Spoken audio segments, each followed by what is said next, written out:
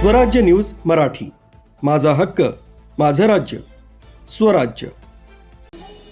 एकात्मिक बालविकास कार्यालयामार्फत इगतपुरी पंचायत समिती सभागृहात पोषण भी पढ़ाई भी या अभियानांतर्गत बैठक पार पडली।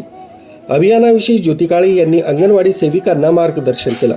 इगतपुरी अंतर्गत अंगणवाडी सेविकांचं 3 दिवसाचं प्रशिक्षण, पोषण भी पढ़ाई भी या अंतर्गत 3 दिवसाचं प्रशिक्षण सुरू आहे। आजचा आपला विषय आधारशिला आणि नवचेतना। तर नवचेतना हे जन्मापासून 3 वर्षापर्यंत आपण बालकांसाठी तयार केलेला अभ्यासक्रम आहे। आता 0 ते 3 मध्ये बघा, त्यालाच आपण काय म्हणत होतो, प्रशिक्षणामध्ये आपण घेतलेले